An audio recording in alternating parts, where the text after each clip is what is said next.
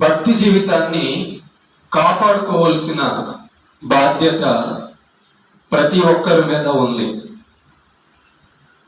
మీకు ఒక చిన్న ఉదాహరణ చెప్తాను.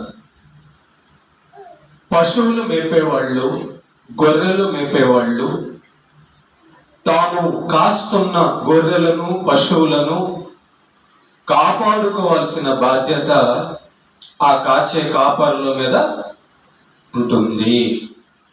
ఉంటుందా? ఉంటుంది. తర్వాత ఈ గొర్రెలను కానీ ఈ పశువులను కానీ ప్రమాదాల్లోకి నెట్టేసేవి, చంపుకొని తినేవి ఎన్నో ఉంటాయి. తోడేళ్ళు, గుంటలు, రకరకాల పరిస్థితులన్నీ వస్తాయి. కనుక కాసే కాపరి ఆ గొర్రెలను కానీ జాగ్రత్తగా కాయకపోతే ఆ గొర్రెలు చనిపోయే ప్రమాదం ఉంది. పశువుల కాపరి ఆ పశువుల్ని జాగ్రత్తగా చూసుకోనకపోతే ఆ పశువులు ప్రమాదంలో పడే సమస్య ఉంది. అలాగే భూమి మీద నుంచి పరలోకం వెళ్లే లోపల దేవుడు మనకు భక్తి జీవితాన్ని చేయమన్నాడు. దేవుడు భక్తి చేయమన్నాడు. పరలోకం వెళ్ళాలంటే మనకు భక్తి కావాలి కదా, కావాలి. మరి ఆ భక్తి జీవితం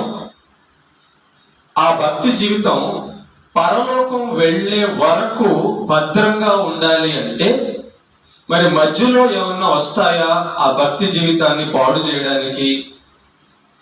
వస్తే ఎలాంటి పరిస్థితులు సంభవిస్తాయి, ఏంటి, ఎలా కాపాడుకోవాలా భక్తిని అన్నదే ఈరోజు మనం నేర్చుకోవాలి. చూడండి, శరీరాన్ని కాపాడుకోవడానికి మనము అన్నం తింటున్నాము, బట్టలు వేసుకుంటున్నాము, నీళ్లు పోసుకుంటున్నాము, మందులు వేసుకుంటున్నాము, ఇల్లులు కట్టుకుంటున్నాము. ఇలా రకరకాల శరీరాన్ని కాపాడుకోవడానికి మనము చేస్తూ ఉన్నాం. మరి ఆత్మ సంగతి ఏంటి? దాని లోపల ఉన్న ఆత్మ సంగతి ఏంటి? మన లోపల ఉన్న ఆత్మను కాపాడుకోవడానికి మనం ఏం చేస్తున్నాము?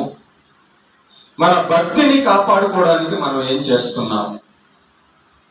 మరి శరీరానికి ప్రమాదాన్ని కలిగించేవి ఏమీ లేవా అంటే ఉన్నాయి.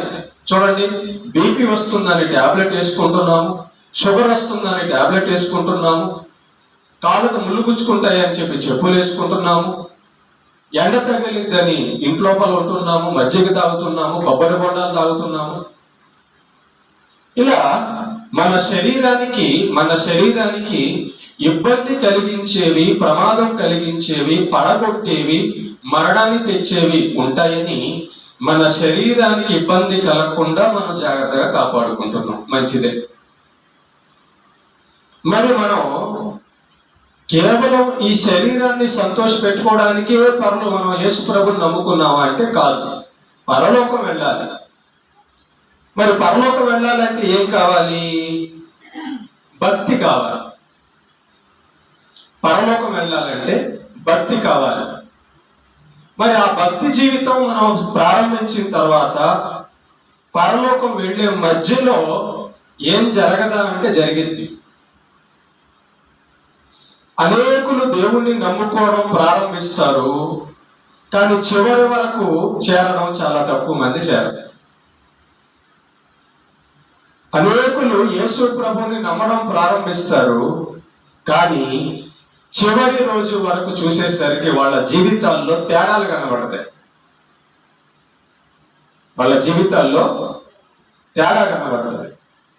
కనుక ఈ విషయాన్ని మనం ఎంతో జాగ్రత్తగా ఆలోచిద్దాం. ఈరోజు దేవుడు భక్తి జీవితాన్ని ఒక ఇంటితో పోల్చాడు. కట్టబడిన ఒక ఇల్లు. మన భక్తి జీవితాన్ని యేసు ప్రభువు కట్టబడిన ఒక ఇంటితో పోల్చాడు. ఇప్పుడు మనం చదవబడిన లేఖన భాగం గమనిస్తే అపోస్తల కార్యము 20:30 శిష్యులను తమ వెంట ఈడ్చుకొని పోవలెనని వంకర మాటలు పలుకు మనుష్యులు మీలోనే బయలుదేరుదురు అన్నాడు. శిష్యులు అంటే ఎవరు? యేసు ప్రభు నమ్మిన వాళ్ళు. యేసు ప్రభువును నమ్మిన వాళ్ళనట తమ వెనకాల తీసుకొని విడుచుకొని పోవాలని. యేసు ప్రభు వెనకాల కాదు, తమ వెనకాలే ఈడ్చుకొని పోవాలని వంకర మాటలు చెప్పేవాళ్ళు సంఘంలోనే, సమాజంలోనే బయలుదేరతారు అని చెప్పి దేవుని యొక్క వాక్యం సెలవిస్తుంది. గమనించండి, మన భక్తి జీవితాన్ని పాడు చేసి వాళ్ళ భక్తిహీన జీవితం లాగా మనల్ని కూడా తీసుకెళ్లాలని, వాళ్ళతో పాటే పాపంలో నడిపించాలని, వాళ్ళతో పాటు నరకానికి నడిపించాలని, వాళ్ళతో పాటే చెడు జీవితానికి నడిపించాలని వంకర మాటలు చెప్పే మనుషులు భూమి మీద ఉంటారు అంటున్నాడు. చూసారా, భక్తి జీవితాన్ని చెడగొట్టేవి భూమి మీద ఉన్నాయి. యేసును నమ్మిన వాడిని అవిశ్వాసిగా మార్చేవి భూమి మీద ఉన్నాయి, మార్చే వాళ్ళు భూమి మీద ఉన్నారు. పరిశుద్ధులను పాపులుగా మార్చే వాళ్ళు భూమి మీద ఉన్నారు. పరలోకానికి వెళ్లే వాళ్ళని దారి తప్పించి నరకానికి తీసుకెళ్లే వాళ్ళు భూమి మీద ఉన్నారు. కనుక మన భక్తి జీవితాన్ని జాగ్రత్తగా కాపాడుకోనకపోతే ఇంకెవరి వెనకాలో వెళ్ళిపోతాం, ఇంకెటో దారిలో వెళ్ళిపోతాం, ఇంకొక స్థలానికి వెళ్ళిపోతాం. అందుకే మనం ఎవరి వెనకాల వెళ్తున్నామో చూసుకోవడం అనేది చాలా ప్రధానం. మన భక్తి జీవితం ఎలా ఉంది అనేది చూసుకోవడం చాలా ప్రధానం. చదవబడిన లేఖన భాగంలో మనం గమనిస్తే పౌలు అపొస్తలుల కార్యంలో చదువుతున్నాం, శిష్యులను అంటే యేసు ప్రభువునందు విశ్వాసం ఉంచిన వారిని తమ వెంట ఈడ్చుకొని వెళ్ళడానికి వంకర మాటలు చెప్పేవాళ్ళు మీలోనే బయలుదేరతారు అని చెప్పి వాక్యం సెలవిస్తుంది. కనుక మన భక్తి జీవితం పాడు చేయడానికి ఎవరైనా మనకు వంకర మాటలు ఏమైనా చెప్తున్నారా పరిశీలించుకోవాలి. మనల్ని సంఘంలోంచి బయటికి తీసుకెళ్ళడానికి ఎవరైనా ట్రై చేస్తున్నారా? మనల్ని దేవుడి దగ్గర నుంచి బయటికి లాక్కొని వెళ్ళడానికి ఎవరైనా ప్రయత్నిస్తున్నారా? మనల్ని పవిత్రతలోంచి బయటికి తీసుకెళ్ళడానికి ఎవరైనా ప్రయత్నిస్తున్నారా? గమనించకపోతే, జాగ్రత్త పడకపోతే దెబ్బతింటది భక్తి జీవితం. జాగ్రత్తనండి. వంకర మాటలు చెప్పేవాళ్ళు భక్తిహీనుల, భక్తిపరుల? భక్తిహీనులు. జాగ్రత్తనండి. దేవుడు చెప్పిన మాట ఎంత బాగుంటుందో, ఎంత సత్యం ఒకసారి ఆలోచించండి. మన వద్దకు వచ్చి మనల్ని అవిశ్వాసంలో పడేసే వాళ్ళ జీవితాలు చూస్తే యేసు ప్రభులో ఉన్నట్టుగానే ఉంటది కానీ తాగుబోతుడుగా ఉంటారు. యేసు ప్రభులో ఉన్నట్టుగా ఉంటది కానీ మందిరానికి మానేసే వాళ్ళలాగా ఉంటారు. బాగా పాటలు పాడే వాళ్ళలాగా ఉంటారు కానీ ఇంట్లో చెడు జీవితం ఉంటది, బయట చెడు జీవితం ఉంటది. మనతో కలుస్తారు, వంకర మాటలు చెబుతారు, తమ వెనకాల ఈడ్చుకొని వెళ్ళడానికి ట్రై చేస్తారు. అంటే వాళ్ళ వెనకాల అన్నమాట, వాళ్ళు చెప్పినట్లుగా వాళ్ళ తోవలో, వాళ్ళ నాశనంలో వీళ్ళు వంకర మాటలు చెప్పేవాళ్ళు.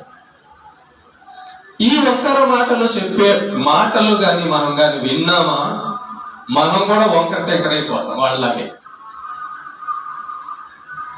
మన వద్దకు వచ్చి ఎవరు ఏం మాట్లాడుతున్నారో జాగ్రత్తగా పరిశీలించాలి. ఒక స్త్రీ గాని, ఒక పురుషుడు గాని మన వద్దకు వచ్చిన తర్వాత వాళ్ళు మనతో ఏం మాట్లాడుతున్నారో జాగ్రత్తగా పరిశీలించాలి, జ్ఞానంతో పరిశీలించాలి, దేవుని జ్ఞానంతో. ఇతడు నన్ను యేసు ప్రభు దగ్గర నుంచి సంఘం నుంచి, లేదా ఈమె నన్ను యేసు ప్రభు దగ్గర నుంచి సంఘం నుంచి బయటికి తీసుకెళ్లాలని ట్రై చేస్తుందా, బలపరచాలని ట్రై చేస్తుందా, జాగ్రత్తగా చూడాలి. వంకర మాటలు పలుకు మనుషులు ఎక్కడ బయలుదేరతారంట? మీలోనే. అవును, వంకరగా ఎందుకు అయ్యారంటే ఆ సాతాను మాట విని వంకర అయ్యారు. వీళ్ళు కూడా సంఘంలో వాళ్ళే, కానీ కొంతమంది వంకర జీవితంలోకి వెళ్తారు. వంకర టెంకర జీవితం, తిన్నని జీవితం కాదు. ఆ వంకరి జీవితంలో సాతాను మాటలు విని వంకరి జీవితంలో పయనించే వాళ్ళు నేనొక్కడే ఎందుకు నాశనం అయిపోవాలా, వాళ్ళు కూడా నాశనం అయిపోవాలని చెప్పి వాళ్ళు మిగతా వాళ్ళను కూడా పాడు చేయడానికి వంకర మాటలు చెప్పి తమతో ఈడ్చుకొని వెళ్ళడానికి వస్తారంట. కాబట్టి సంఘంలో ఇది జరుగుతుందో లేదో ఒకసారి చూసుకో. నీ జీవితంలోకి ఎవరైనా వంకర టెంకరాలు వచ్చి మాట్లాడుతున్నారేమో చూసుకో ఒకసారి. నిన్ను ఈడ్చుకొని పోవడానికి ఎవరైనా ట్రై చేస్తున్నారో లేదా చూసుకోండి. దేని నుంచి? భక్తి జీవితంలో నుంచి పడేయడానికి. ఎవరు భక్తిలో జీవితం నుంచి పడేస్తారంటే, ఎవరు భక్తి జీవితంలో పడేస్తారంటే వాళ్ళ జీవితం సరిగా లేని వాళ్ళే భక్తులను భక్తిహీన జీవితంలో పడేయడానికి ట్రై చేస్తారు. ఇది మీరు గుర్తించవచ్చు. మీ దగ్గరకు వచ్చి ఎవరైనా ఒకటి చెప్తున్నాడంటే మొట్టమొదటిగా చూడాల్సింది ఏంటంటే వీడు నీతిమంతుడా, భక్తి పరుడా, ప్రార్థనా పరుడా, లేకపోతే వేషధార.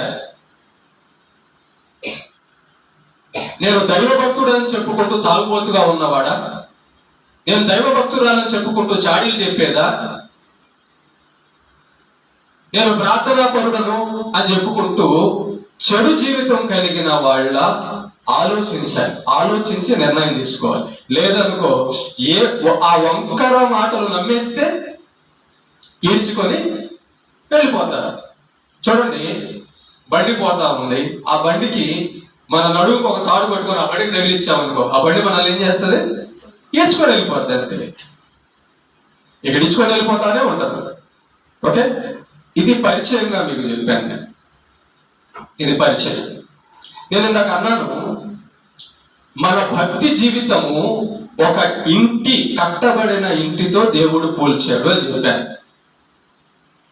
మన భక్తి జీవితము ఒక కట్టబడిన ఇంటితో దేవుడు పోల్చాడు అని చెప్పాను. ఏంటి పాస్టర్ గారు కట్టబడిన ఇల్లు, భక్తి జీవితం? భక్తి అనే ఇల్లు ఏంటి అని కానీ మనం ఆలోచిస్తే చూడండి, మత్తయి సువార్త 7వ అధ్యాయంలో, మత్తయి సువార్త 7వ అధ్యాయంలో యేసు ప్రభు అంటున్నారు, 7వ అధ్యాయము 24వ వచనం చూడండి. మత్తయి సువార్త 7వ అధ్యాయము 24 నుంచి నేను చదువుతున్నాను చూడండి. కాబట్టి ఈ నా మాటలు విని వాటి చొప్పున చేయు ప్రతివాడును బండ మీద తన ఇల్లు కట్టుకొనిన బుద్ధిమంతుని పోలి ఉండును. వాన కురిసెను, వరదలు వచ్చెను, గాలి విసరి ఆ ఇంటి మీద కొట్టెను గాని దాని పునాది బండ మీద వేయబడెను గనుక అది పడలేదు.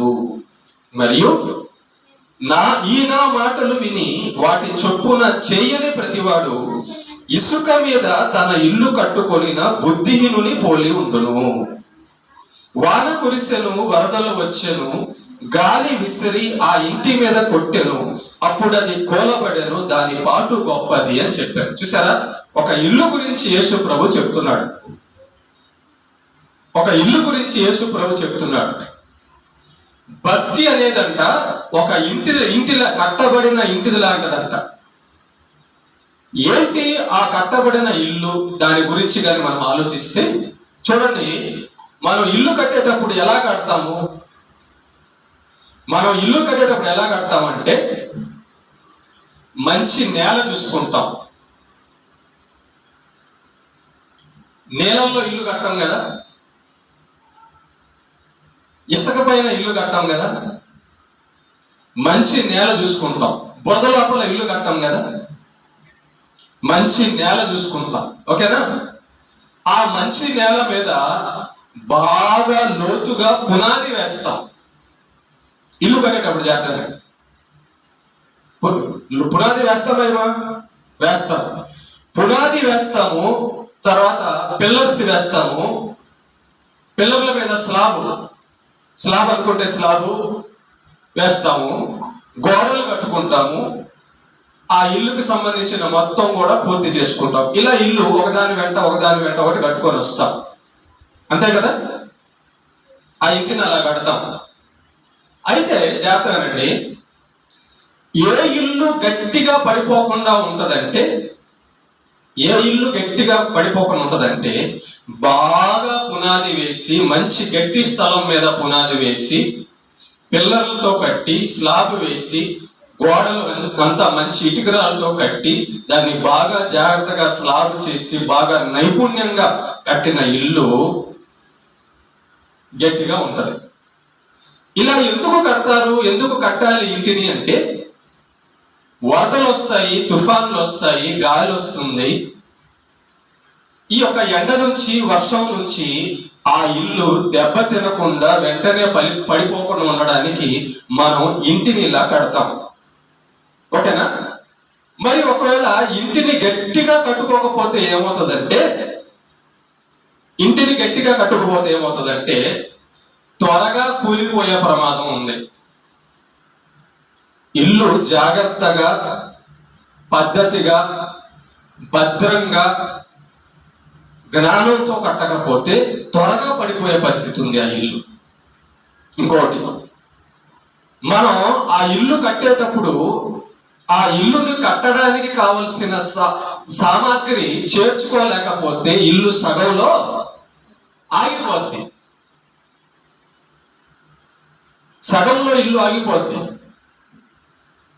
మనకు ఆ ఇల్లు కట్టడానికి సామర్థ్యం కూడా ఉండాలి, సామాన్లు కూడా ఉండాలి. సిమెంట్ ఉండాలా, ఇసుక ఉండాలా, ఇటుకరాళ్ళు ఉండాలి, రాడ్లు ఉండాలి, చెక్కలు ఉండాలి. ఆ ఇంటికి కట్టడానికి కావలసిన మెటీరియల్ అంతా, సామాన్ అంతా మన దగ్గర ఉండాలి. అప్పుడే ఆ ఇల్లు పూర్తి అవుతుంది. కొంతమంది ఇల్లు చూడండి, పునాది లేపుతారు, అలాగే విడిచిపెట్టేస్తారు. ఎందుకని? వాళ్ళ దగ్గర ఇంకా అక్కడి నుంచి కట్టడానికి వాళ్ళ దగ్గర సామర్థ్యం ఉండక అలాగే విడిచిపెట్టేస్తారు. కొన్ని ఇల్లులు చూస్తే మనం సగంలో ఆగిపోయి ఉంటాయి. కొన్ని ఇల్లులు చూస్తే మనము ఏది మొన్నే కట్టాడు, అప్పుడే నెర్లు వచ్చేసింది, కూలబడిపోయిందని అనుకుంటాం. నాసిక రకమైన ఇల్లు, మంచి పదార్థంతో కట్టకుండా నాసిక రకమైన కట్టబడిన ఇల్లులన్నీ కూడా త్వరగా పగిలిపోతాయి, కూలిపోతాయి. తర్వాత కొన్ని ఇల్లులు మనం కానీ గమనిస్తే, కొన్ని ఇల్లులు కట్టిన తర్వాత వర్షం బాగా ఎక్కువ కురిసింది అనుకో, ఉరుస్తుంటది, స్లాబ్ ఉరుస్తుంటది. లేదంటే బాగా కట్టని, ఆ స్లాబ్ బాగా కట్టని, రేకులతో బాగా కట్టని, ఆ పైన బాగా కట్టని ఇల్లు ఉరుస్తుంటాయా కొన్ని ఇల్లులు? ఎందుకు ఉరుస్తాయి? బాగా కట్టకపోవడం వలన, ఏదో సమస్య అక్కడ ఉండడం వలన. చూసారా? ఇలా కట్టబడిన తర్వాత కూడా ఉరిసే ఇల్లులు కూడా ఉంటాయి. ఇంకా గమనిస్తే కొన్ని ప్రాంతాల్లో నదులు, వరదలు, తుఫాన్లు పొంగి, తుఫాన్ వల్ల వరదలు వచ్చి కొన్ని ఇల్లులు కొట్టుకొని పోయిన ఇల్లులు కూడా ఉంటాయి. ఉన్నాయా? ఉన్నాయి కదా. ఎందుకు కొట్టుకొని పోయాయంటే, ఆ ఇల్లు ఎక్కడ ఉందంటే నది ప్రవహించే ఒడ్డున ఉంది. ఎక్కడ కట్టబడింది? అది నది ఒడ్డున కట్టబడింది. నదికి వెళ్ళు వచ్చి, తుఫాన్ వచ్చి, వరదలు వచ్చింది అనుకో, ఆ నది ఒడ్డునే మట్టిల్లు కట్టాడు అనుకో, స్లాబీలు కట్టినా కూడా వరదలు వచ్చే దగ్గర, మొన్న చూడండి మనం వీడియోలో చూస్తూ ఉంటాం, అంచున ఉన్న ఇల్లులు ఈ వరద వచ్చి వచ్చి వచ్చి ఆ గట్టును కోసేసి ఇల్లు పడిపోతుంది. సో మనకి ఇంటి గురించిన ఆలోచన చేస్తే, సరైన పునాది లేకపోయినా ఆ ఇల్లు పడిపోతుంది. సరైన చోట స్థలంలో కట్టకపోయినా ఆ ఇల్లు పడిపోతుంది. సరైన పద్ధతిలో కట్టకపోయినా ఆ ఇల్లు ఉరుస్తుంది. ఆ ఇల్లు కట్టడానికి కావలసిన పదార్థాలన్నీ మన దగ్గర లేకపోయినా ఆ ఇల్లు సగంలో ఆగిపోతుంది. ఇది మన కళ్ళ ముందు ఉన్న విషయం కాబట్టి దేవుడు ఏం చేశాడంటే, మనకు అర్థం కావడానికి, ఇదిగో మీ భక్తి జీవితం ఒక ఇల్లు లాంటిది అన్నాడు. మీ భక్తి జీవితం ఒక ఇల్లు లాంటిది అన్నాడు. నెంబర్ 1, ఏంటి ప్రభువా మా భక్తి జీవితం ఒక ఇల్లు లాంటిది అన్నావు అంటే, అవును, మనం ఇంటిని గమనిస్తే సరైన ప్రేమ పిల్లలు, సరైన స్థలాన్ని మనం ఎంచుకోకపోతే, కట్టడానికి ఇల్లు సరైన స్థలాన్ని ఎంచుకోకపోతే, ఆ ఇల్లు ఎంత పెద్ద బంగారంతో కట్టినా మంచి స్థలంలో కట్టకపోతే ఆ ఇల్లు పాడైపోద్ది. మన భక్తి జీవితాన్ని తీసుకుంటే, మన విశ్వాస జీవితాన్ని తీసుకుంటే, మన విశ్వాసము, మన ఆధారము యేసు ప్రభువు మీద లేకపోతే, యేసు ప్రభు అనే బండ మీద, యేసు ప్రభు అనే మంచి స్థలం మీద కట్టబడకపోతే, మంచి స్థలాన్ని ఎంచుకొనకపోతే, యేసు ప్రభు మీద ఆనుకొనకపోతే, చూడండి, ఇంటిని కూలదోయడానికి గాలివానలు ఉన్నాయి, వర్షాలు ఉన్నాయి, తుఫాన్లు ఉన్నాయి, రకరకాల పరిస్థితులన్నీ ఉన్నాయి. కనుక మనము నది ప్రవహించే దగ్గర ఏం కాదులే అని కట్టకూడదు, వరదలు వస్తాయి. కనుక బండని ఎంచుకోవాలా, కొండ లాంటి దాన్ని ఎంచుకోవాలి, ఎత్తుగా ఉండే ప్రదేశాన్ని ఎంచుకోవాలి, గట్టిగా ఉండే ప్రదేశాన్ని ఎంచుకోవాలి ఇల్లు కట్టడానికి. ఆ బండ యేసుక్రీస్తు. మనం నిలబడవలసిన చోటు, మనం నాటుకోవలసిన చోటు, మన భక్తి నిలబడవలసినది యేసు ప్రభు మీద. అందుకే ఇందాక నేను చదివించాను అపోస్తల కార్యం 20:30లో, వంకర మాటలు పలుకు వాళ్ళ మాటలు విన్నామనుకో, వాళ్ళ వెనకాలే వెళ్ళిపోతాం. అప్పుడు మనం ఎక్కడ పునాది వేసినట్టుగా ఆ వంకర మాటలు పలికే వాళ్ళ మాట మీద మన పునాది ఉంది. మన భక్తి ఆ వంకర మాటలు మాట్లాడే వాళ్ళ మీద ఉందనుకో, జారిపోద్ది, వాళ్ళ వెనకాల కూలిపోద్ది మన భక్తి. యేసు ప్రభు అంటున్నాడు, బండ మీద లోతుగా పునాది తవ్వి కట్టబడిన ఇల్లు గట్టిగా ఉంటదంట. వాన కురిసెను, వరదలు వచ్చెను, ఆ ఇంటి మీద కొట్టెను గాని పునాది బండ మీద వేయబడను కనుక అది పడలేదు. మన భక్తి ఒక ఇంటి లాంటిదండి. మన విశ్వాసము ఒక ఇంటి లాంటిది. మన పవిత్ర భక్తి జీవితం ఒక ఇంటి లాంటిది. దాన్ని మనం జాగ్రత్తగా ఉంచుకొనకపోతే, జాగ్రత్తగా కట్టుకొనకపోతే ప్రమాదంలో పడడం ఖచ్చితం. ఇంకోటి కూడా, మన భక్తి జీవితాన్ని అభివృద్ధి చేసుకోవడానికి కావలసిన పదార్థాలు, విషయాలు కావాలి. ఒక ఇల్లు పూర్తవ్వాలంటే సిమెంట్ ఒకటి ఉంటే సరిపోదు, ఇటుక ఒకటి ఉంటే సరిపోదు, రాడ్లు, ఇనుము ఒకటి ఉంటే సరిపోదు, ఎన్నో కావాలి.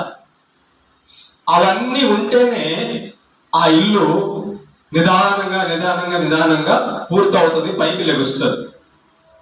మన భక్తి జీవితంలో కూడా, భక్తి జీవితానికి విశ్వాసం కావాలి, ప్రార్థన కావాలి, వాక్యం చదవడం కావాలి, వాక్యం వినడం కావాలి, నీతి కావాలి, మందిరానికి రావడం కావాలి, పరిశుద్ధ సంఘ సహవాసం కావాలి, దూరం అవ్వకుండా ఉండాలి దేవునికి, ప్రార్థనకి, వాక్యానికి, సంఘానికి. ఎందుకంటే దూరం చేసే ఉన్నాయి, పడగొట్టేవి ఉన్నాయి, లాక్కెళ్ళేవి ఉన్నారు. వాళ్ళ దగ్గర నుంచి మనం జాగ్రత్తగా ఉండాలంటే బండ మీద కట్టిన ఇల్లులాగా యేసు ప్రభు మీద మాత్రమే ఉండాలి. వరదలు వస్తాయి, మరి వానలు వస్తాయి, తుఫాన్లు వస్తాయి. మరి దేవుడే చెప్తున్నాడు కదా. అవును, మన జీవితాల్లో చూస్తున్నాం, తుఫాన్లు వచ్చి ఇంటిని కూలగొడుతున్నాయి. అందుకే గట్టిగా కట్టుకోవాలి, గట్టి స్థలంలో కట్టాలి. కాబట్టి మన భక్తి జీవితం ఒక ఇల్లు లాంటిది. మన భక్తి జీవితానికి ఒక ఇల్లు పరిపూర్ణంగా ఎప్పుడు అవుతుంది? అన్ని సమకూర్చుకొని దాన్ని బాగా జాగ్రత్తగా కట్టిన తర్వాత అప్పుడు అది పూర్ణం అవుతుంది. ఇల్లు అని ఇప్పుడు అంటాం. కొత్త స్లాబ్ ఉంటే ఇల్లు అంటామా? కొత్త గోడలు ఉంటే ఇల్లు అంటామా? కిటికీలు 2 ఉంటే ఇల్లు అంటామా? పూర్తిగా ఉండాలి. ఇంట్లో ఉండడానికి కావలసినవన్నీ ఉంటే దాన్ని ఇల్లు అంటాం. భక్తి అని దేన్ని అనాలి? ఆ భక్తి జీవితం పడిపోకుండా, ఆ భక్తి జీవితం ఎవరన్నా 4 మాటలు చెప్తే వాడు వెనకాల వెళ్ళిపోకుండా, సాతాను శోధిస్తే వాడు వెనకాల వెళ్ళిపోకుండా, ఏదైనా అనారోగ్యాలు వస్తే దాని వెనకాల వెళ్ళిపోకుండా. చూడండి, మన భక్తి జీవితాన్ని పడగొట్టడానికి అనారోగ్యాలు వస్తాయి, కుటుంబ సమస్యలు వస్తాయి, నిందలు వస్తాయి, ఆర్థిక సమస్యలు వస్తాయి, సాతాను దురాశ ప్రేరేపణలు వస్తాయి, శోధనలు వస్తాయి. ఇవే మన ఇంటిని, భక్తి అనే ఇంటిని పడగొట్టేటటువంటి ప్రవాహాలు, వర్షాలు, తుఫానులు. వంకర మాటలు పలికే మాటలు, మనుషుల మాటలు మన భక్తి జీవితాన్ని పడగొట్టడానికి వస్తాయి. వంకర మనుషులు మన భక్తి జీవితాన్ని పడగొట్టడానికి వస్తారు. నెంబర్ 1, వాళ్ళు మాత్రమే పడగొడతారా అంటే మన శరీర కోరికలు కూడా మనల్ని పడగొట్టేస్తాయి. మన శరీర కోరికలు కూడా మనల్ని పడగొట్టేస్తాయి. సాతాను చూపిస్తాడు, ఇదిగో దురాశ, దాన్ని కోరుకో అంటాడు. నీ శరీరంతో సుఖపడు అంటారు. మన శరీరాన్ని కూడా జాగ్రత్తగా పెట్టుకోవాలి భక్తి జీవితం నిలబడాలంటే. ఈ శరీరాన్ని ఇంకొకరికి అప్పగించామనుకో, ఈ శరీరాన్ని మందుకు అప్పగించావనుకో, ఈ శరీరాన్ని బీడీ సిగరెట్కి అప్పగించావనుకో, పడిపోయినట్టే భక్తి జీవితం. ఈ శరీరాన్ని ప్రార్థనలో పెట్టలేదనుకో, భక్తి జీవితం పడిపోయినట్టే. ఈ శరీరాన్ని మందిరానికి నడిపించడం లేదనుకో, పడిపోయినట్టే. ఈ శరీరాన్ని వాక్యం చదివడానికి అప్పగించడం లేదనుకో, వినడానికి అప్పగించడం లేదనుకో, పడిపోయినట్టే. నీ యొక్క బాడీ ఎలా ఉందో ఒకసారి చూడు. భక్తి జీవితానికి నీ ఆత్మ, నీ శరీరం సహకరిస్తుందా? నువ్వు ఎలా ఉన్నావు? జాగ్రత్తగా వింటున్నావా? నీ శరీరం వాక్యం జాగ్రత్తగా వింటుందా? ఇట్టా అట్టా అట్టా వింటుందా? తోల్తా, నీరసంగా, ఓపిక లేకుండా, ఆసక్తి లేకుండా వాక్యం వింటుందా నీ శరీరం? అయితే నిన్ను పడగొట్టే ఏదో ఉన్నాయి, ఏదో వస్తున్నాయి, జాగ్రత్త. మనకు క్షేమాభివృద్ధి కావాలి, భక్తి జీవితంలో క్షేమాభివృద్ధి కావాలి. ఒక్కొక్కటి ప్రార్థన జీవితం ఏర్పాటు చేసుకోవాలి, వాక్యం చదివే జీవితం ఏర్పాటు చేసుకోవాలి, పవిత్రమైన జీవితం ఏర్పాటు చేసుకోవాలి, మందిరానికి అలవాటయ్యే జీవితం ఏర్పాటు చేసుకోవాలి, వాక్యం చదివి నేర్చుకునే జీవితం ఏర్పాటు చేసుకోవాలి, దేవుడి గురించి ప్రకటించే జీవితం ఏర్పాటు చేసుకోవాలి. ఎన్ని వరదలు వచ్చినా, ఎన్ని తుఫాన్లు వచ్చినా, ఎన్ని వంకర మాటలు వచ్చినా, ఎన్ని సాతాను శోధనలు వచ్చినా, బండ మీద కదలని ఇల్లులా భక్తి ఉండాలి. యేసు ప్రభువు మీదే మన భక్తి ఉండాలి. యేసు ప్రభు మాట మీదే మన ఆసక్తి, మన ధ్యాస, మనం నిలబడటం ఉండాలి. లేకపోతే పడిపోతాం. దేవుడే చెప్తున్నాడు, వానలు వచ్చెను, వరదలు వచ్చెను, తుఫాన్లు వచ్చెను, గాలులు వచ్చెను. అవును, మీలోనే బయలుదేరతారు అలాంటి వాళ్ళు అంటున్నాడు. మీ పక్కనే అలాంటి వాళ్ళు బయలుదేరతారు మిమ్మల్ని భక్తి జీవితంలో పడగొట్టడానికి. ఇదిగో వంకర మాటలు చెప్పి మిమ్మల్ని నా మీద నుంచి, బండ అనే నా మీద నుంచి, విశ్వాసం నుంచి, పరలోకపు మార్గం నుంచి పక్కకి లాక్కెళ్ళడానికి మీలోనే వంకర మాటలు చెప్పేవాళ్ళు బయలుదేరతారు. జాగ్రత్త అంటున్నాడు. మనం నమ్ముకున్నది యేసు ప్రభుని, పక్కింటోడిని కాదు. మన కోసం ప్రాణం పెట్టింది యేసు ప్రభువు, ఎవరో మనిషి కాదు. కనుక ప్రేమను దేవుని బిడ్డలారా, దేవుడు మన భక్తి జీవితం గురించి హెచ్చరిక చేస్తున్నాడు. నువ్వు ఎలా కట్టుకున్నావు నీ భక్తి అనే ఇల్లు? బండ మీదే కట్టావా? గట్టిగా ఉండాలని కట్టావా? ఎవడన్నా వచ్చి లాక్కెళ్ళకుండా, పడిపోకుండా ఉండాలని కట్టావా? లేకపోతే ఎక్కడన్నా అక్కడ కట్టేసావా? మనుషుల మీద కట్టావా? నీ భక్తి అనే ఇల్లు ఎవరి మీద కట్టుకున్నావు?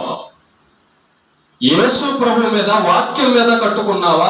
ఎవడన్నా మనిషి ఏదన్నా చెప్తే పడిపోయేటట్టు మనిషి మీద కట్టుకున్నావా?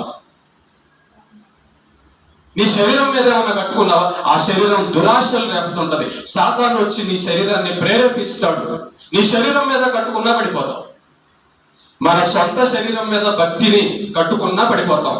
పక్కింటోళ్ళ మీద కట్టుకున్నా పడిపోతాం. వాళ్ళు కూడా మనుషులే కాబట్టి, వాళ్ళు కూడా సాతాను ప్రేరేపణ ఉంటది కాబట్టి.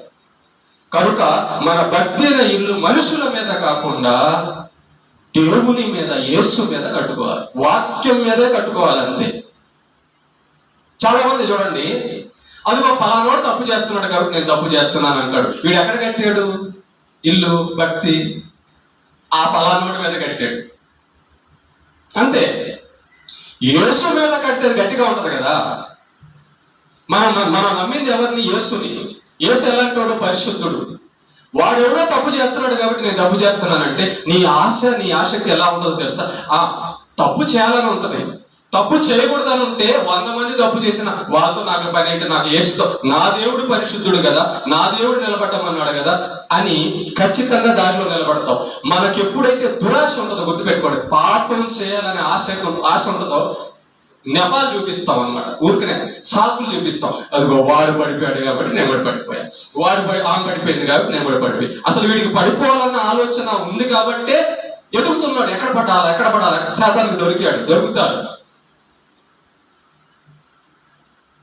నీకు పడిపోకూడదు అనే ఆలోచన ఉంటే, నీ భక్తి జీవితం బాగుండాలనే ఆలోచన ఉంటే మనుషుల వైపు ఎందుకు చూస్తావు? దేవుడి వైపు చూడు. మన విశ్వాసమునకు కర్తయు దానిని కొనసాగించువాడునైన యేసు వైపు మన చూపు, మన విశ్వాసం ఉండాలి. కనుక ప్రేమ పెట్టారా, దేవుడు హెచ్చరిక చేస్తున్నాడు. నువ్వు మనిషి మీద ఏమన్నా కడుతున్నావా నీ విశ్వాసాన్ని, భక్తిని? నువ్వు మనిషి మాట మీద ఏమన్నా కట్టుకుంటున్నావు? జాగ్రత్త. మనిషి ఇప్పుడున్నట్టుగా ఇంకొకసారి ఉండడం. ఇప్పుడు నేను భక్తి పొంది అంటాడు, కాసేపటికి తాగుబోతుడుగా కనబడతాడు. ఇప్పుడు నేను నీతిమంతుడు అంటాడు, కాసేపటికి చెడు మాటలు, వంకర మాటలు చెప్పేవాడుగా కనబడతాడు. ఇప్పుడు నేను మంచిదాన్ని అంటాడు, కాసేపటికి చూస్తే నేను లాక్కెళ్ళేవాడిగా కనబడతాడు.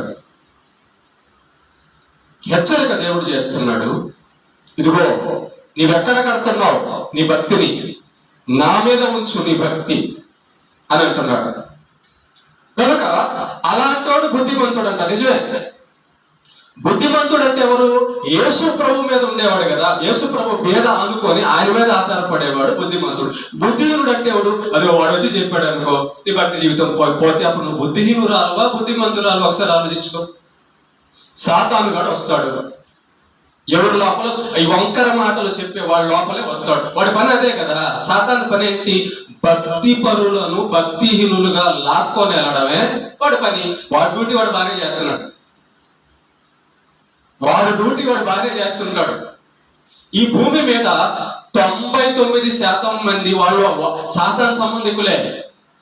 ఏదో 1% మంది దైవ భక్తులు ఉంటారు. 99% మంది వంకర మాటలు చెప్పేవాళ్ళు, 99% మంది లాక్కొని వెళ్ళేవాళ్ళే. 99% మంది చూడ, నేను చెడ్డోనమ్మా, అసలు నా మాట వినొద్దు, నా దగ్గరికి రావద్దు అనేవాళ్ళు ఉంటారా?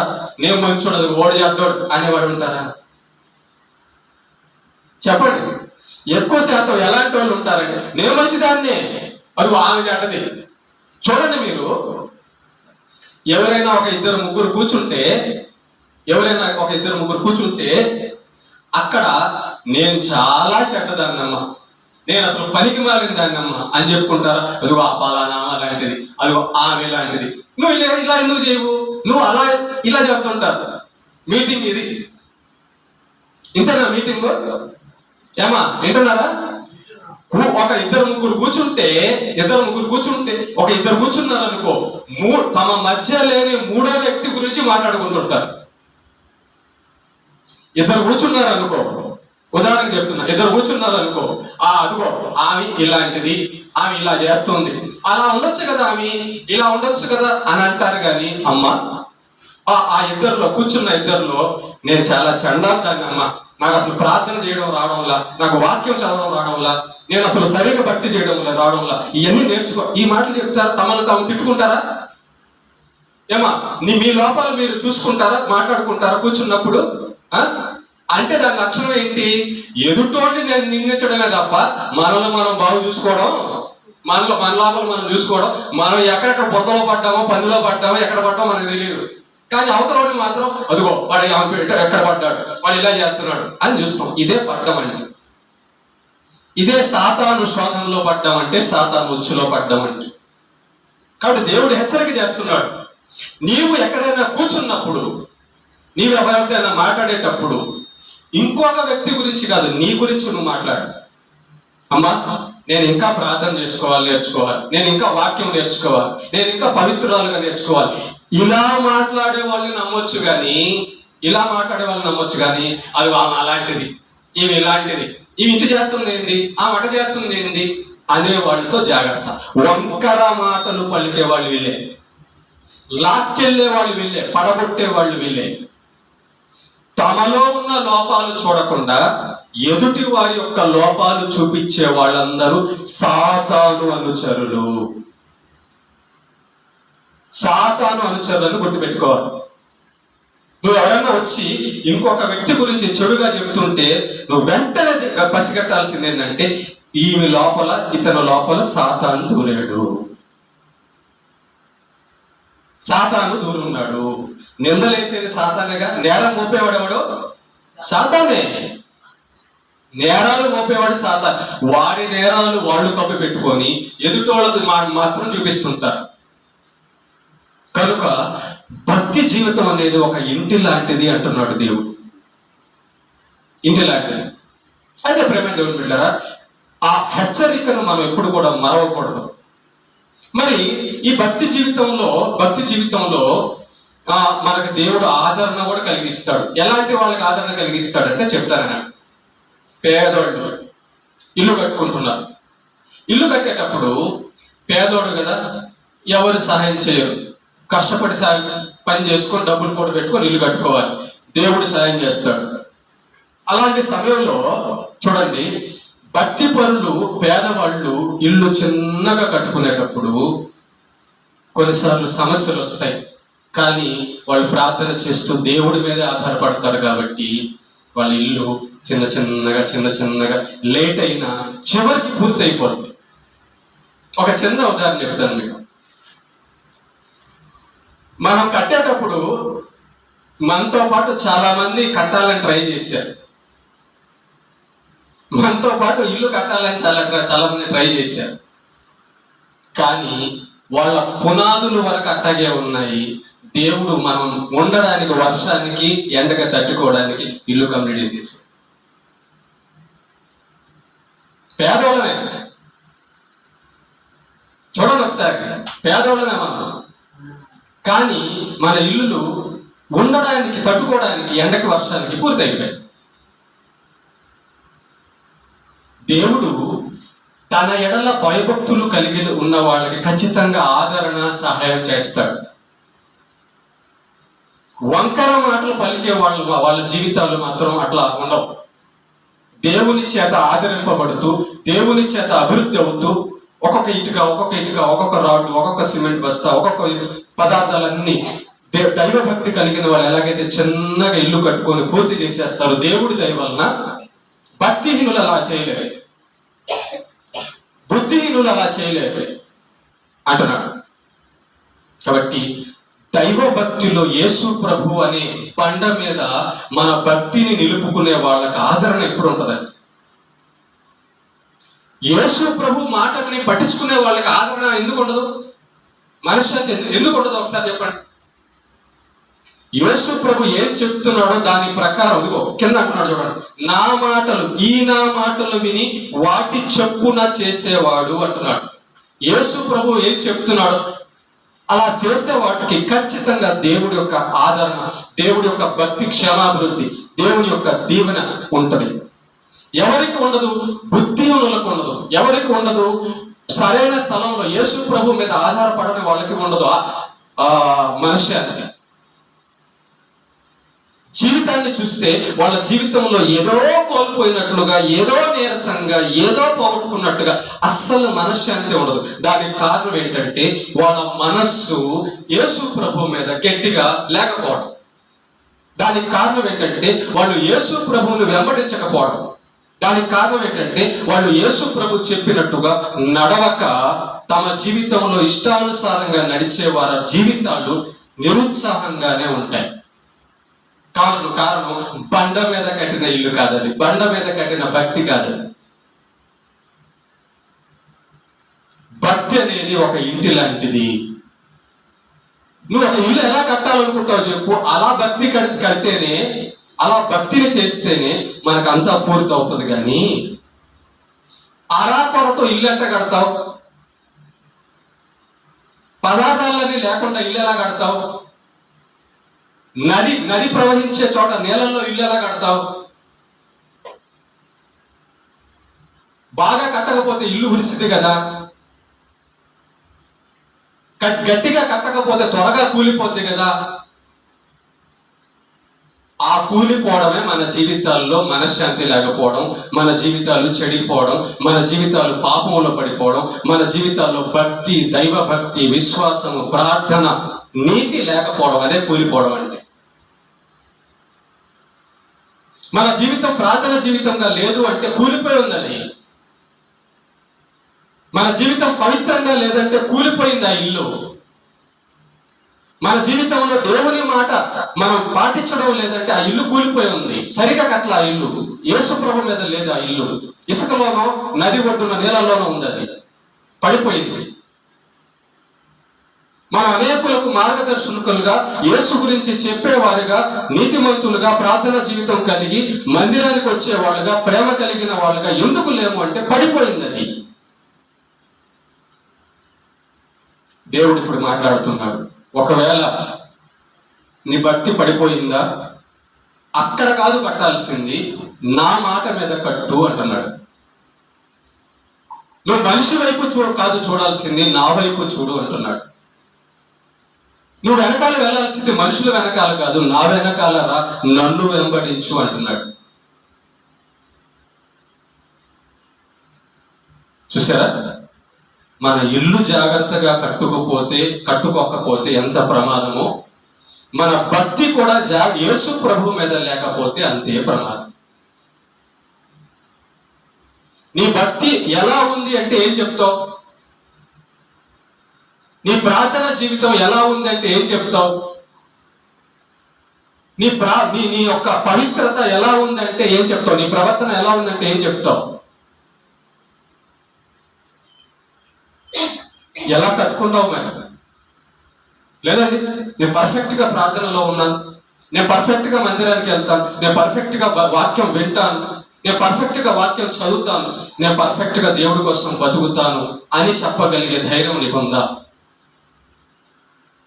లేకపోతే పడిపోయినట్టే కదా. లేకపోతే సరైన పునాదిలో లేనట్టేగా. లేకపోతే ఇంకెక్కడో ఎవరి వెనకాల పోతున్నట్టేగా. లేకపోతే ఇంకెక్కడో కట్టినట్టే కదా.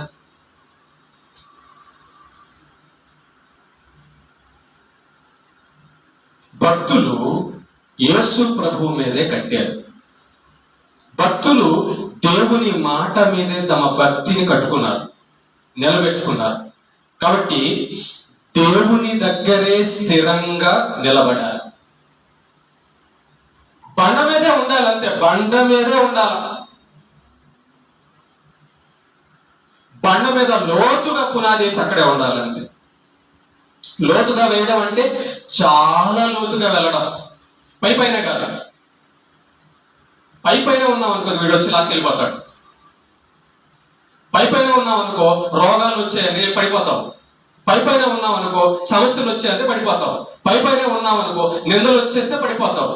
పైన ఉన్నాం అనుకో, సాతాను దురాశలు, ఇదిగో దాన్ని తిను, అక్కడ దొంగతనం చెయ్యి, ఇక్కడ వ్యభిచారం చెయ్యి, ఇక్కడ ఈ పని చెయ్యి, ఇక్కడ ఆ పని చెయ్యి అంటాడు. వచ్చి పడిపోతావు. సాధారణంగా నేను ఎందుకు ఆ పని చేయాలి, దొంగతనం చేయాలి, నేను ఎందుకు వ్యభిచారం చేయాలి, నేను ఎందుకు మందిరానికి మానాలి, నేను ఎందుకు ప్రార్థన మానాలి అని చెప్పగలవా? పడిపోతావా? నా దేవుడు యేసు నా కోసం ప్రాణం పెట్టినాడు. ఆయన కోసం నేను ఉంటాను. మనుషులు ఎవ్వరు ఏమన్నా నాకు అవసరం లేదు. ఎంతమంది పడిపోయినా నాకు అవసరం లేదు. నేనైతే యేసు ప్రభు వైపే చూస్తాను. నేనైతే యేసు ప్రభు మాట మీదే ఉంటా. నేనైతే మందిరానికి వెళ్తా, నేనైతే బైబిల్ చదువుతా, నేనైతే ప్రార్థనే చేస్తా. ఇది బండ మీద ఉండడం.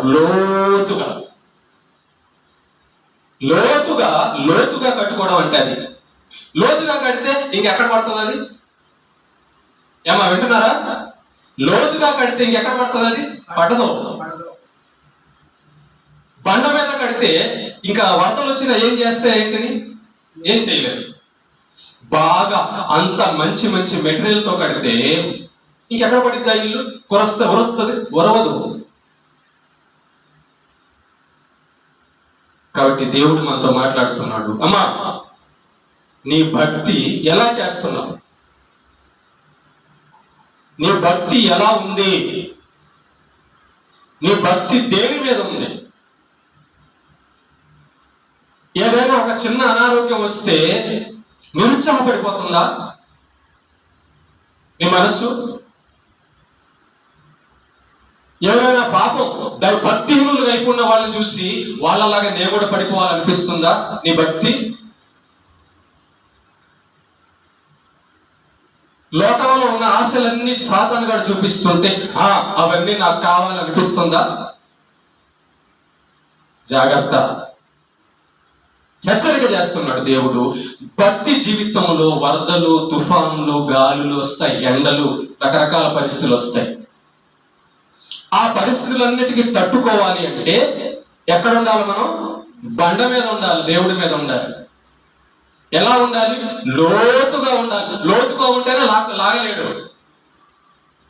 దేవుడితో పెనేసుకొని ఉండాలంతే, లోతుగా ఉండాలంతే. ఇలా వేర్లు చూడండి, చెట్టు పెద్ద పెద్ద చెట్టు వేర్లు లోతుగా ఉంటాయి కాబట్టి పెద్ద పెద్ద తుఫాన్లు వచ్చినా కూడా పడదు. నువ్వు పైనే ఉన్నావు అనుకో, ఆ పైన ఉన్నోడు వచ్చి నీ లాక్కెళ్ళిపోతాడు. నీ భక్తి పైనే ఉందనుకో, ఆ సాతాను గాడు వచ్చి ఎవడో ఒకటి పంపించి పడేస్తాడు. ఆ సాతాను గాడు వచ్చి ఏదో ఒకటి చూపించి పడేస్తాడు. ఒక మాట చెప్పగలిగేది బలమైన స్థిరమైన భక్తి. చూడండి ఒకసారి, ఏబుని మనం తీసుకుంటే, భక్తుల్లో ఏబుని తీసుకుంటే, ఆస్తి పోయింది, పిల్లలు చనిపోయారు, ఆరోగ్యం పోయింది, భార్య పోయింది, ఊర్లో వాళ్ళందరూ నిందలు వేస్తున్నారు, ఒంటరి అయిపోయాడు, అన్నీ పోయింది, సమస్తం పోయాయి. కానీ ఏబు అంటున్నాడు, యెహోవా ఇచ్చను, యెహోవా తీసుకొని పోయను, యెహోవా నామమునకే మహిమ కలుగును గాక. ఇది భక్తి నిలబడడం అంటే. బండ మీద ఉండడం అంటే అది, దేవుడి మీద ఉండడం అంటే అది. ఏబు గారు భార్య వదిలేసింది కదా, పోనీ. పిల్లలు చనిపోయారు కదా, పోనీ. ఆస్తి పోయింది కదా, పోనీ. ఆరోగ్యం పోయింది కదా, పోనీ. మరి ఏం కావాలి? నాకు దేవుడు ఉంటే చాలు. ఇది దేవుని మీద నిలబడిన విశ్వాసము, భక్తి. ఇది లోతుగా ఉన్న భక్తి. బంగారం లేదని, ఆరోగ్యం లేదని, ఉద్యోగం లేదని, మనుషులు లేరని, వాళ్ళు అది లేదని, ఇది లేదని పడిపోయేది, నిరసించేది అది భక్తి కానే కాదు. అది ఇసుక మీద నేలల్లో కట్టిన ఇల్లు లాంటిది. నువ్వు నేలల్లో కట్టితే గట్టిగా ఎలా ఉంటది? ఉండదు. కనుక సాతాను వంకర మాటలు చెప్పే వాళ్ళను పంపించి పడగొట్టడం ట్రై చేస్తాడు. దురాశలు తీసుకొచ్చి పడగొట్టడానికి ట్రై చేస్తాడు. రకరకాల లోకంలో ఉన్నవన్నీ తీసుకొచ్చి పడగొట్టడానికి ట్రై చేస్తాడు. అనారోగ్యాలు తీసుకొచ్చి పడగొట్టడానికి ట్రై చేస్తాడు. మన విశ్వాసము దేవుని మీదే ఉండాలి. మన ఆలోచన పరలోకం వైపే ఉండాలి. నేను పరలోకము వాడను, పరలోకపు దానను, నేను దేవుని వాడను, దేవుని దానను. ఇక్కడ కళ్ళు మూస్తే అక్కడ ఉంటాను. ఏంటి నష్టం? ఏంటి నష్టం? నేను మంచి లోకానికి వెళ్ళిపోతాను. ఇక్కడ కష్టం వచ్చినా దేవుడి మీద నిలబడతాను, రోగం వచ్చినా దేవుడి మీద నిలబడతాను, నిందలు వచ్చినా దేవుడి మీద నిలబడతాను. ఎవరొచ్చి ఎన్ని మాటలన్నా నేను దేవుని మీదే నిలబడతాను, దేవుని మాట మీద నిలబడతాను అని చెప్పగలిగిందే లోతుగా, క్రీస్తు అనే బండ మీద లోతుగా కట్టుకున్న భక్తి. ఆ బండ లోతుగా కట్టబడిన ఇల్లు కదలదు. గాలి వచ్చినా, ఎండ వచ్చినా, ఏమొచ్చినా కదలదు. కదలడం అంటే నిరుత్సాహపడిపోవడం, అనుమానంలో పడిపోవడం. దేవుడు నన్ను బతికిస్తాడా? ఈ రోగం తగ్గిద్దా? ఈ సమస్యలు పోతాయా? ఈ కష్టాలు పోతాయా? నా జీవితం బాగుపడుతుందా? ఏంటి ఇవన్నీ? పైన కట్టుకున్న ఇల్లులు, విశ్వాసం లేని ఇల్లులు, యథార్థత పవిత్రతని కోరని ఇల్లులు, సాతాను లోకపు వాళ్ళను వెంబడించే ఇల్లులు ఇవన్నీ కూడా. కనుక లోకంలో వాళ్ళు వేసినట్టుగా మనం భక్తి చేయకూడదు, లోకంలో జీవిస్తున్నట్టుగా మనం జీవించకూడదు. మన జీవితము, మన భక్తి వేరే, సపరేట్. లోకంలో వాళ్ళు మరణం వచ్చినా దేవుడిని తిట్టుకుంటారు, ఏం దేవుడో అని తిడతారు. పేదరికం వచ్చినా దేవుడిని తిడతారు, ఇంట్లో సమస్య వచ్చినా దేవుడిని తిడతారు. అవునా కదా? అది భక్తి కాదు, వాళ్ళకి అది అర్థమైనట్టు కాదు. లోకంలో నిజమైన దేవుడు లేడు కాబట్టి వాళ్ళు దేవుడి మీద సనుక్కుంటారు, గొనుక్కుంటారు అర్థం కాక. మన దేవుడు నిజమైన దేవుడు కాబట్టి పౌలు గారు అన్నారు, బ్రతుకుట క్రీస్తే, చావైతే లాభము. చావైతే లాభం ఏంటి? ఆయన దగ్గర ఉంటా నేను వెళ్ళి. కష్టాలైతే లాభం ఏంటి? ఆయన కోసం నేను కష్టపడ్డం నాకు మహిమ, ఆయనకు మహిమ. ఇక కదలదు, ఆ మనస్సు కదలదు. దేవుని గురించి తెలుసుకొని లోతుగా దేవుడి మీద భక్తి పెట్టుకున్న విశ్వాసం ఎన్నొచ్చినా కదలదండి. అది ఎలాగైపోతుందో తెలుసా? గట్టి ఇల్లు లాగా, పునాది మీద వేసిన, బండ మీద పునాది వేసిన గట్టి ఇల్లు, ఇంకేమొచ్చినా కదలదు. పని వచ్చింది ఆదివారం, నాకు దేవుడే ముఖ్యం, నేను కదలను, నేను దేవుడి మందిరానికి వెళ్తాను. ఏది సమస్యలు వచ్చినా నేను మందిరానికి వెళ్తాను అంతే. నేను దేవుడి మీదే ఆధారపడతాను, తర్వాత దేవుడు చూసుకుంటాడు. ఆయనే నాకు ఆదరణకర్త, ఆయనే నాకు సహాయకుడు, ఆయనే నా రక్షకుడు. ఆయన చేస్తే నాకు వస్తుంది, ఆయన ఇవ్వకపోతే నాకేమీ రాదు. ఆయన ఇచ్చిందే చాలు, ఆయన ఇచ్చిన దాంతోనే నేను సంతోషపడతా. కష్టమైన నష్టమైన నేను ఆయన్ని స్తుతిస్తా. పాట ఒకటి ఉంది కదా, నాకేమైనా ప్రభువా నిన్ను స్తుతిస్తాను, నాకేమున్నా ప్రభువా ఉంది కదా, అదన్నమాట. మరి నిన్ను మహిమపరచాలి. నీకు ఆరోగ్యం ఉన్నా లేకపోయినా, ఆనందం ఉన్నా లేకపోయినా, సంతోషం ఉన్నా లేకపోయినా, డబ్బు ఉన్నా లేకపోయినా, మనుషులు ఉన్నా లేకపోయినా, ఏమైనా నేను నా ప్రభువుని స్తుతిస్తా. అది లోతుగా ఉన్న భక్తి, పడిపోని భక్తి. వంకర మాటలు చెప్పే సాతాను అనుచరుల వెనకాల వెళ్ళని భక్తి. అర్థమైంది మరి? ఓకేనా? కనుక మన భక్తి దేని మీద కట్టుకోవాలమ్మా? ఆ బండ ఎవరు? క్రీస్తు. ఎలా కట్టుకోవాలి? లోతుగా కట్టుకోవాలి. ఎలా కట్టుకోవాలి? ఒక్కొక్కటి సంపాదించుకొని కట్టుకోవాలి. ఎలా కట్టుకోవాలి? పూర్తిగా కట్టుకోవాలి. ఎలా కట్టుకోవాలి? ఎన్నొచ్చినా కూడా పడకుండా ఉండేటట్టుగా కట్టుకోవాలి. సంతృప్తిగా ఉండాలి నీ మనసు, నీ మాట. మన భక్తి జీవితం కరెక్ట్ గా ఉందని దానికి ఒక మాట చెప్పమంటారా? మనం హృదయము నిండిన దాన్ని బట్టి నోరు మాట్లాడను అంటాడు ప్రభు. నిజమే. మన హృదయంలో నిరుత్సాహం ఉందనుకో, మాటలు ఎలా వస్తాయి? నిరుత్సాహంగానే వస్తాయి. మన హృదయంలో అవిశ్వాసం ఉందనుకో, మాటలు ఎలా వస్తాయి? అవిశ్వాసంగానే వస్తాయి. మన హృదయము విశ్వాసంతో ఫుల్గా నిండుందనుకో, విశ్వాసం కలిగిన మాటలే వస్తాయి. నీ నోట ఎలాంటి మాటలు వస్తున్నాయి దేవుడి గురించి? నీ జీవితం గురించి, నీ గురించి నీ నోట ఎలాంటి మాటలు వస్తున్నాయి? దేవుడు నాకేం చేయలేదు, దేవుడు నాకు సంతోషాన్ని ఇవ్వలేదు, దేవుడు నన్ను ఇట్లా వదిలేశాడు, దేవుడు నాకు ఏం మేలు చేయలేదు, ఇలాంటి మాటలు ఏమైనా వస్తుంటే నువ్వు ఇంకా బండ మీద లేవని అర్థం. నువ్వెక్కడో పనికిరాని స్థలంలో, పనికిరాని ఆలోచనల్లో, పనికిరాని చోట, పనికిరాని మనుషుల దగ్గర, పనికిరాని సాతాను యొక్క ఆలోచన ప్రేరేపణలో ఉన్నావని అర్థం. యేసు గురించి తెలిస్తే ఆయన నాకు చాలు అనే మాట వస్తుంది అంతే. యేసు మీద కట్టబడి ఉంటే ఆయన నాకు చాలు. యోబు చెప్పినట్టుగా, పౌలు చెప్పినట్టుగా, ఆయన నాకు చాలు, ఆయన చాలు, నా దేవుడు నాకు చాలు.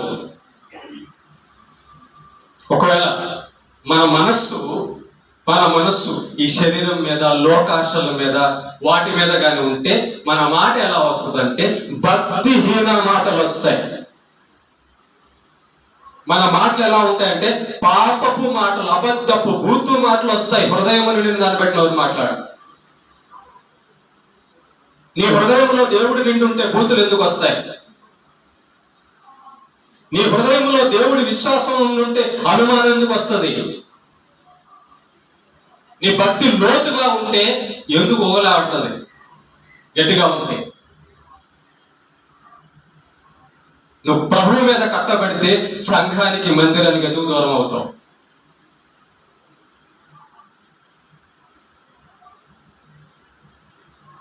అలా లోతుగా దేవుని మీద వాక్యములో వేసుకోవాలి మన భక్తి అనే ఇల్లు. దినదినం అభివృద్ధి చేసుకో. ఒక ఇల్లు కట్టుకునేటప్పుడు ఒకరోజు ఒక వస్తువు తెచ్చుకొని కట్టుకుంటావు కదా. దేవుడి దగ్గర ఏమున్నాయో తెలియలేదా? యేసు ప్రభు దగ్గర ఏమున్నాయో నీకు కనబడలేదా? తెచ్చుకొని కట్టుకో. ప్రార్థన అనే తెచ్చుకో, పవిత్రతను తెచ్చుకో, వాక్యం తెచ్చుకో, విశ్వాసాన్ని తెచ్చుకో. గట్టిగా కట్టుకో, లోతుగా కట్టుకో. ఇంకెవరు ఊపినా పడకుండా ఉండేటట్టు కట్టుకో. అప్పుడు ప్రభు వచ్చి మనల్ని పరలోకాన్ని తీసుకెళ్ళి, బలా నమ్మకమైన దాసుడా, నా బిడ్డ అంటే నువ్వే, నా కోసం నిలబడ్డావు జీవితం మొత్తం. అబ్రహాము, ప్రభువా నీ కొడుకుని ఇస్తావా? కొడుకేంటి ప్రభు, ఏమైనా ఇస్తాను, నా ప్రాణం ఇచ్చేస్తా. నాకు నీకంటే నా కొడుకు, కూతురు, భార్య, శరీరం, ఆరోగ్యం, డబ్బు, ఉద్యోగం ఏది ఎక్కువ కాదు ప్రభు. నువ్వు ఏం అడిగినా నేను అది ఇస్తా. అది భక్తి, అది విశ్వాసం, లోతుగా ఉన్న విశ్వాసం. అలా మనం ఉండాలి.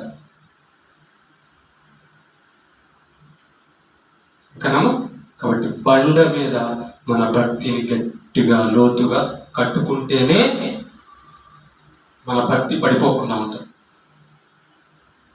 జాగ్రత్త, దేవుడు చెప్తున్నాడు, వస్తాయి, రాకుండా ఉండవు.